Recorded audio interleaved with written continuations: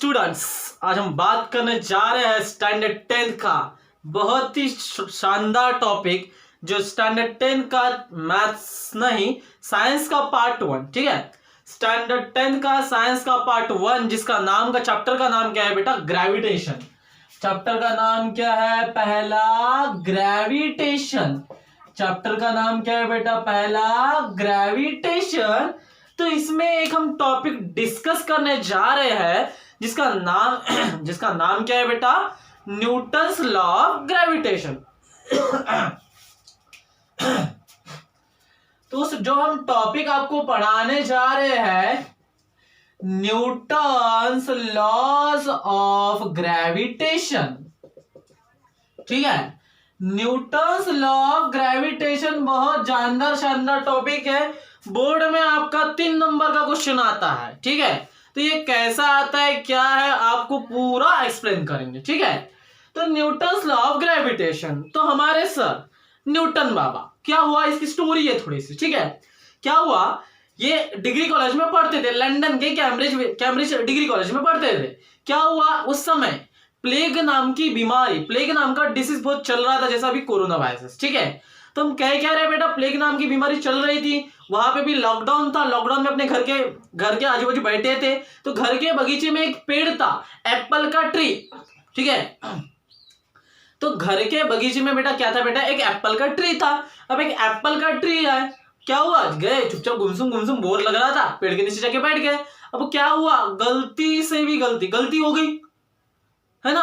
अब गलती कैसी, उनके ऊपर गिरा क्या? एक एप्पल। अब एक एप्पल गिरा, चलो मान लो आपके भी सर के ऊपर अगर एप्पल गिरता है तो आप ज्यादा सोचते नहीं, बट ये हमारे सर, इनके ऊपर गिरा, तो इन्होंने सोचे गिरा था, आखिर मेरे ऊपर क्यों गिरा, और ऊपर, है ना। फिर इनको आया, ये एप्पल गिरा तो गिरा कैसे, ऊपर के ऊपर क्यों नहीं गया, ये नीचे क्यों आया, है ना। एप्पल जो है नीचे क्यों है, ऊपर क्यों नहीं गया।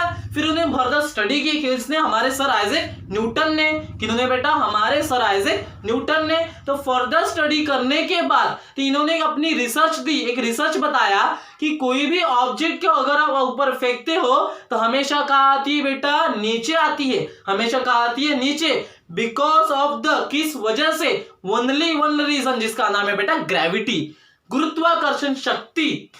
जिस वजह से मैं ये मार्कर को फेंका, कहाँ आया? नीचे। अर्थ अपने तरफ खींचने की कोशिश कर रही है, अट्रैक्शन करने की कोशिश कर रही है। ये ऑब्जेक्ट है, मैं अर्थ हूं, ये मेरे से दूर गया, मैं इसको ऐसा खींच के लाऊंगा, किस वजह से? Due to the attraction force. उसका नाम क्या है बेटा? Gravitational force. ठीक है, और उस फोर्स का नाम है जिस वजह से मैं उसको खींच रहा हूं। सपोज मान लीजिए ये मैंने मार्कर फेंका, ये कहाँ आया? नीचे। तो अर्थ अपने तरफ खींच रही है, अट्रैक्ट कर रही है। तो अट्रैक्ट कर रही है तो किस वजह से? Due to the gravitational force. और किस वजह से? तो ग्रेविटी। किस वजह से बेटा? ग्रेविटी, गुरुत्वाकर्षण शक्ति। जिस वजह से ही किसी भी ऑब्जेक्ट को फेंकाता है तो कहाँ आता है? ऊपर। यहां तक क्लियर हुआ बेटा? तो मेन टॉपिक हमारे सर आइजैक न्यूटन ने अपना एक स्टेटमेंट दी। इन्होंने क्या किया बेटा? अपना एक लॉ दिए। इन्होंने क्या किया बेटा? अपना एक लॉ दिए। इन्होंने अपने लॉ में क्या बताया, इनका लॉ क्या कहता है, इन्हीं लॉ के ऊपर जो भी और फर्दर स्टडी की गई, इन्होंने बताया है ग्रेविटी के बारे में। तो हमारे सर आइजैक न्यूटन ने कुछ अपनी स्टेटमेंट्स दिए, कुछ लॉज दिए। ठीक है, तो उसी के अकॉर्डिंग हमें चलना है। तो 3 नंबर का बोर्ड में क्वेश्चन आते हैं, आपके 3 नंबर पक्के करने हैं, तो so please watch the video. तो देखो, न्यूटन्स लॉ ऑफ ग्रेविटेशन, तो ये सिस्टम एक पैटर्न के थ्रू चलते हैं। कोई भी चालू कर दे टॉपिक ऐसा नहीं चलता। ठीक है, एक पैटर्न के थ्रू चलते हैं। तो न्यूटन्स लॉ ऑफ ग्रेविटेशन में फर्स्ट ऑफ ऑल, जब भी आपको न्यूटन्स किसी का लॉ आता है तो फर्स्ट ऑफ ऑल क्या आती है बेटा? उसकी स्टेटमेंट आती है। फर्स्ट ऑफ ऑल उसकी क्या आती है? स्टेटमेंट। तो देखते हैं पहले इसकी स्टेटमेंट क्या है, एक्सप्लेन करेंगे। तो जब भी आपको न्यूटन लॉ ऑफ ग्रेविटेशन आया, एक्सप्लेन करने बोला, तो फर्स्ट ऑफ ऑल आपको 3 टेस्ट से चलना पड़ेगा। क्या करना पड़ेगा? तो सबसे पहले स्टेटमेंट। क्या करेंगे? सबसे पहले स्टेटमेंट, फिर मैथमेटिकल फॉर्म, फिर वो जो डिनोशन रहता है उसके बारे में बताना पड़ेगा। तो देखो बेटा कैसा है, ध्यान दो सभी लोग, क्या कह रहे हैं हम, बात समझ में आ रही है? तो इसका क्या है, एक्सप्रेशन भी आते हैं, वो भी बताएंगे। तो स्टेटमेंट क्या है, तो क्या लिखेंगे? इट स्टेट्स दैट, ये कौन स्टेट कर रहा है? हमारे सर आइजैक न्यूटन। कौन स्टेट कर रहा है बेटा? हमारे सर आइजैक न्यूटन। इन्होंने क्या किया बेटा? अपनी स्टेटमेंट दी है। क्या बताया कि the force of attraction, force of attraction between any two bodies, between any two bodies, आपको पूरी स्टेटमेंट लर्न करा के जाएंगे।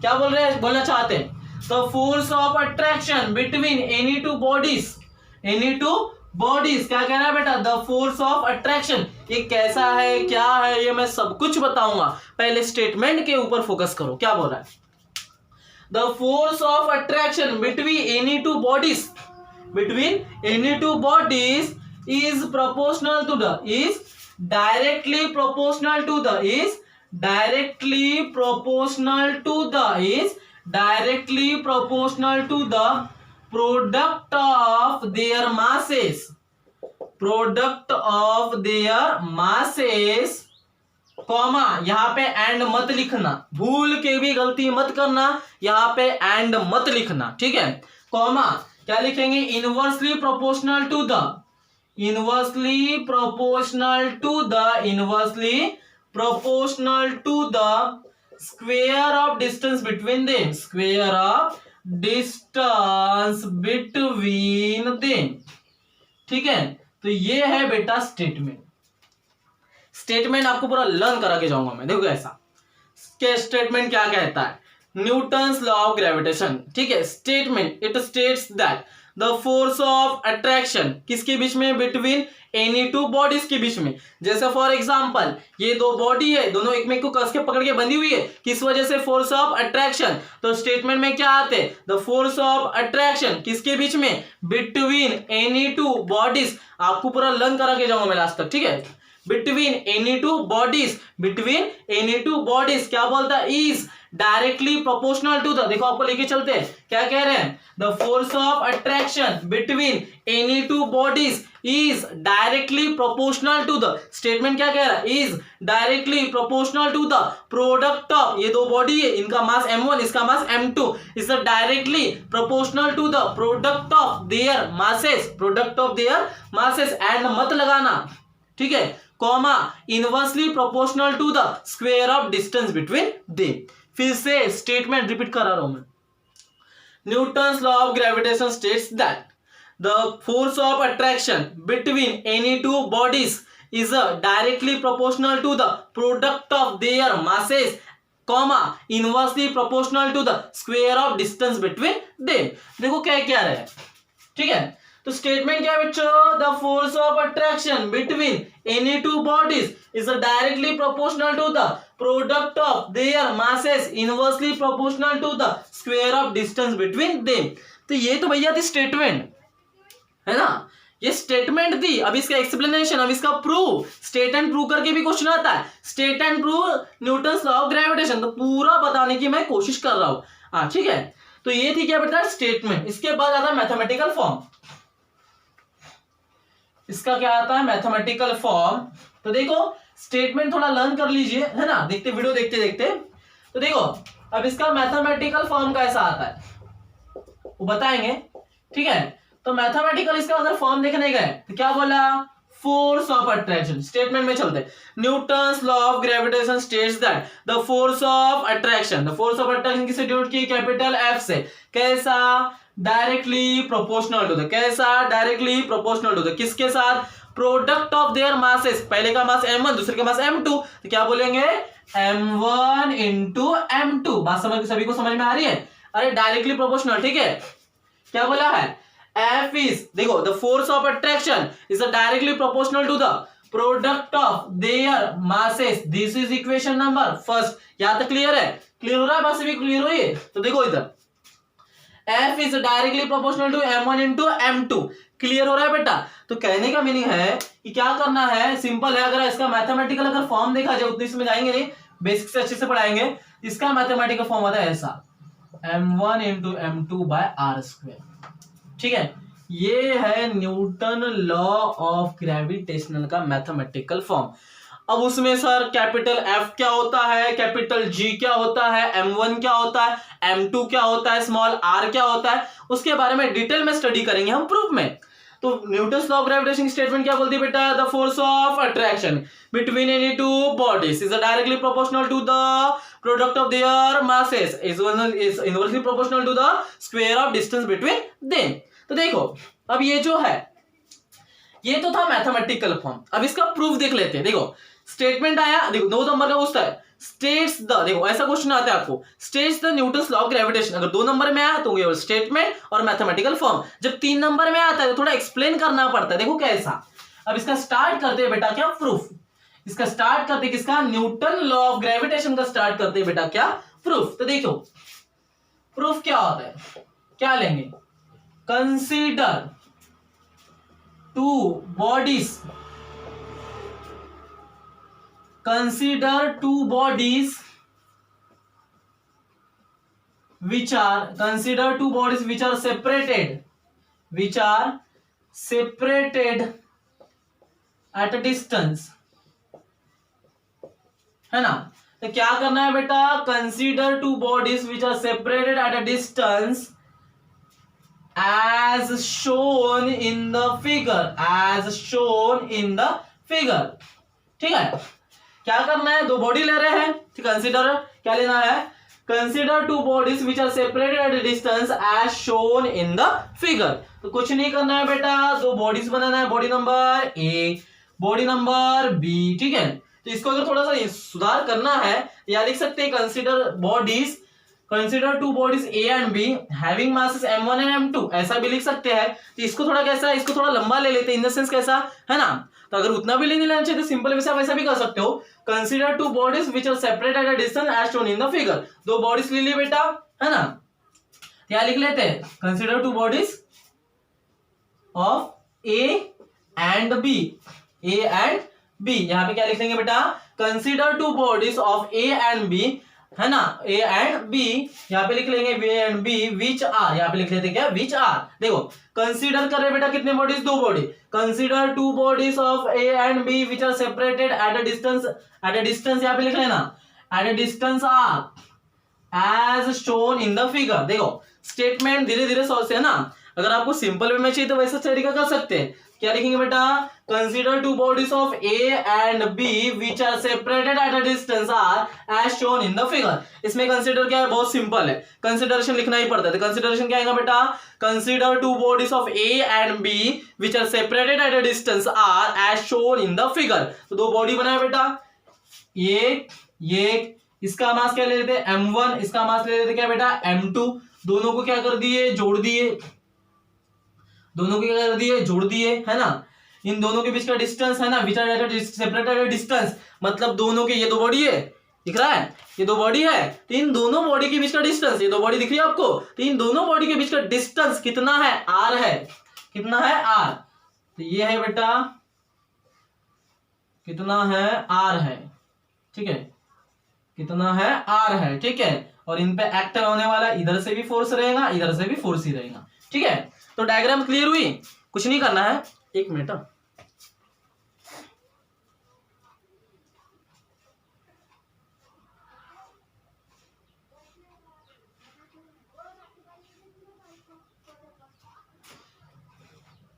देखो क्या बता रहे बेटा, कंसीडर क्या है, कंसीडर हमें करना है 2 बॉडीज ए एंड बी, वो है दोनों के बीच का डिस्टेंस r, उसका मास, ए का मास है m1, बी का मास है m2, दोनों को जोड़ दिए एक लाइन से, है ना, डिस्टेंस, दोनों के बीच का डिस्टेंस, ठीक है। और उन पे एक्ट होने वाला क्या है, फोर्स, इधर से भी एक्ट करेगा, इधर से भी एक्ट करेगा, मतलब ये 2 बॉडी है, इधर से भी खींच रहा है, इधर से भी खींच रहा है। बात समय को समझ में आ रही है।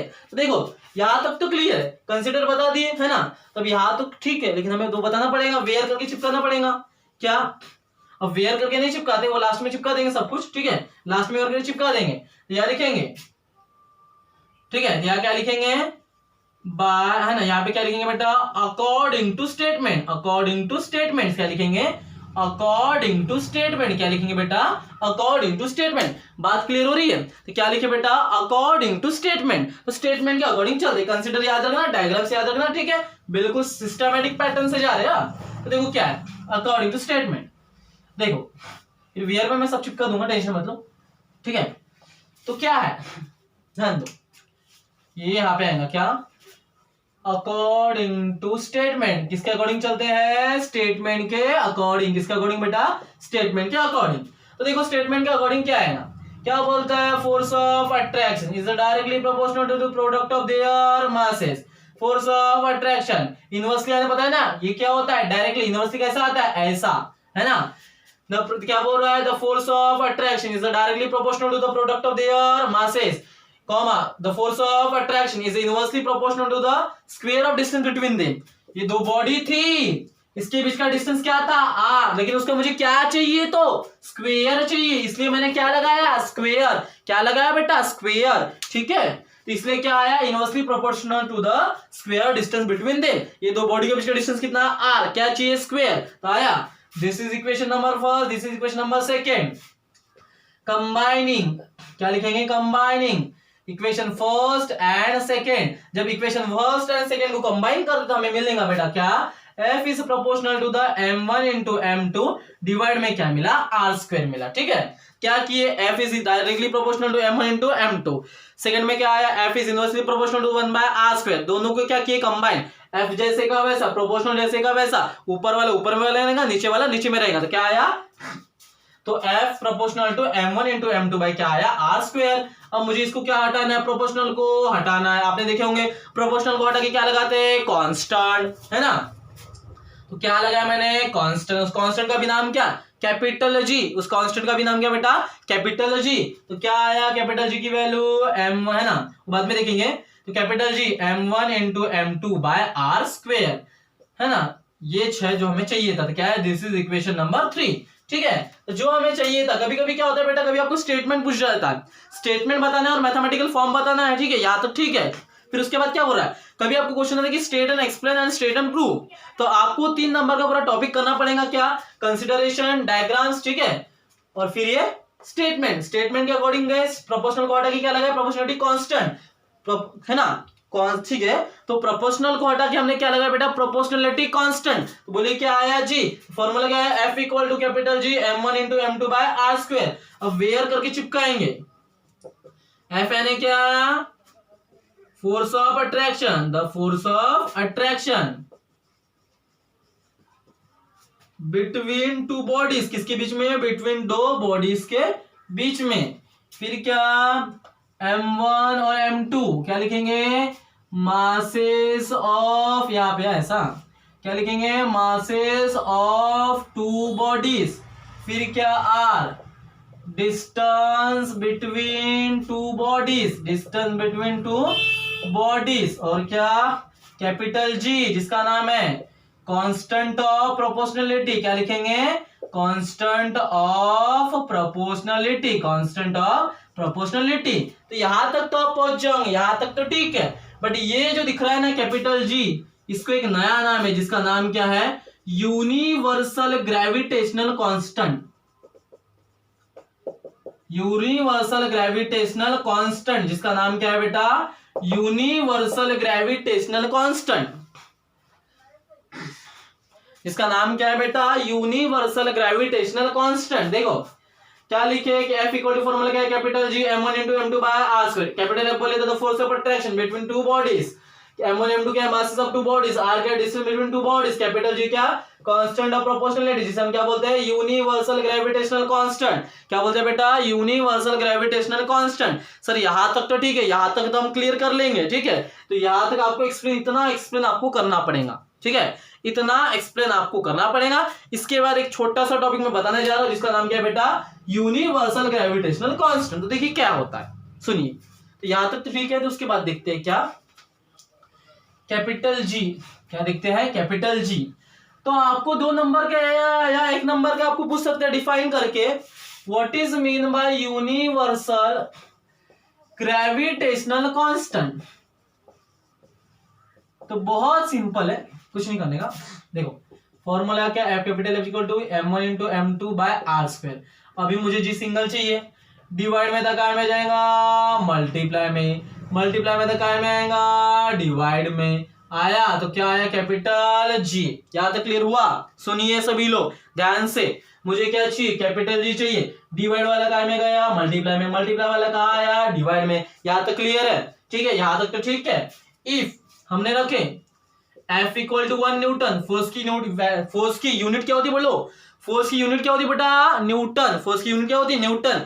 SI system Newton, CJ system डायन, वो डायन नहीं है, ठीक है। उसके बाद डिस्टेंस 1 मीटर, मास m1 और m2 की वैल्यू कितनी आई 1 kg। अब मुझे बताओ, देख लेते थोड़ा सा इसको फॉर्मूले में, 1 का स्क्वायर 1 इंटू 1, बोलो वैल्यू कितनी आएगी 1 ही तो आएगी ना। एक मिनट रुक जाओ, फोर्स नहीं है, सॉरी फोर्स नहीं सॉरी, हाँ ठीक है। क्या बोला मैंने, इफ m1 और m2 की वैल्यू कितनी है बेटा 1 kg, डिस्टेंस कितना, बोलो डिस्टेंस कितना 1 मीटर, सो देयरफॉर f जैसे का वैसा, r की वैल्यू कितनी 1 का स्क्वायर, m1 की वैल्यू 1, m2 की वैल्यू 1, क्या आया कैपिटल G। बोलो f जैसे का वैसा, 1 का स्क्वायर कितना आया 1 का स्क्वायर कितना आया 1, उसके बाद 1 एज इट इज 1 G, तो f इक्वल टू क्या आया capital G, f equal to क्या आया कैपिटल G। हम बताना क्या चाहते हैं कि यूनिवर्सल ग्रेविटेशनल कांस्टेंट की वैल्यू, हम बताना क्या चाहते हैं कि यूनिवर्सल ग्रेविटेशनल कांस्टेंट की वैल्यू किसके बराबर आती है, द फोर्स ऑफ अट्रैक्शन के बराबर, किसके बराबर, द फोर्स ऑफ अट्रैक्शन के बराबर। अब ये कब आती है, ये देखो condition, m1 equal to m2 equal to कितना आया बेटा 1 kg आया, r इक्वल टू कितना आया 1 मीटर आया, है ना, ये रख दिए। तो 1 का स्क्वायर, m1 की वैल्यू 1, m2 की वैल्यू 1, f इंटू 1 का स्क्वायर 1 चाहता है, 1 इंटू 1 1 आया, f इंटू 1 डिवाइड बाय 1, तो f ही आएगा। तो f इक्वल टू g कब आया, जब, अब इसको डेफिनेशन हम डिफाइन करते हैं किसको बेटा, यूनिवर्सल ग्रेविटेशनल कांस्टेंट को अगर हम डिफाइन करने गए तो क्या बोलेंगे, the force of attraction, the force of attraction, ठीक है, क्योंकि ये एफ है ना, g इक्वल टू क्या है एफ आया ना, क्या बोल सकते हैं, the force of attraction between unit masses, which are separated unit distance called as क्या, यूनिवर्सल ग्रेविटेशनल कांस्टेंट, यूजीसी। वो नहीं है यूनियन ग्रांट कमीशन नहीं, यूनिवर्सिटी ग्रांट कमीशन नहीं, क्या universal gravitational constant, UGC, short form क्या रखोगे, यूजीसी, यूनिवर्सल ग्रेविटेशनल कांस्टेंट, क्या रखोगे, यूनिवर्सल ग्रेविटेशनल कांस्टेंट। कब होगा, the force of attraction capital F आया, कब आया, जब यूनिट मास है, सबका मास 1 kg, यानी क्या बोलते हैं यूनिट मासेस, और डिस्टेंस भी कितना 1 मीटर आया ना, डिस्टेंस भी कितना बेटा 1 मीटर, तो डिस्टेंस भी क्या है यूनिट डिस्टेंस। देखो दो बॉडी है, दोनों बॉडी के बीच का डिस्टेंस कितना है 1 मीटर है, बोले तो क्या बोलेंगे यूनिट डिस्टेंस, मास कितना है 1 kg, क्या बोलेंगे यूनिट मासेस, तो क्या बोल सकते हैं, the force of attraction between unit masses and which are separated unit distance, so called as, हम क्या कहेंगे बेटा यूनिवर्सल ग्रेविटेशनल कांस्टेंट, क्या कहेंगे यूनिवर्सल ग्रेविटेशनल कांस्टेंट। तो ये था बेटा टॉपिक क्या, यूनिवर्सल ग्रेविटेशनल कांस्टेंट का। देखिए सर यहां तक तो ठीक है, लेकिन इसकी कुछ वैल्यू है क्या बताइए, हाँ है ना, ऐसा सिस्टम में आपको 1 नंबर का एमसीक्यू आता है, what is the SI system, SI value है ना, द एसआई सिस्टम में इसकी कैपिटल जी की वैल्यू कितनी, याद रख लेना 6.67 इंटू 10 का पावर -11 न्यूटन मीटर स्क्वायर पर केजी स्क्वायर, याद रख लेना ये यूनिट, ये आपकी पूरी जिंदगी बदल जाएंगी। एमसीक्यू का 1 नंबर का क्वेश्चन आपका इजी से बन जाएगा। क्या, अगर कैपिटल जी की वैल्यू पूछा, न्यूमेरिकल्स में भी आते हैं, तो कैपिटल जी की वैल्यू बेटा कितने 6.67 इंटू 10 का पावर -11 न्यूटन मीटर स्क्वायर पर केजी स्क्वायर, क्या बोले न्यूटन मीटर स्क्वायर पर KG square, newton metre square पर केजी स्क्वायर। अब ठीक है, यहां तक क्लियर है बेटा, ठीक है क्लियर हो गया, सभी का डन है। तो ये था बेटा टॉपिक क्या, न्यूटन्स लॉ ऑफ ग्रेविटेशन, क्या था Newton's law of gravitation. So thank you so much, watch this video.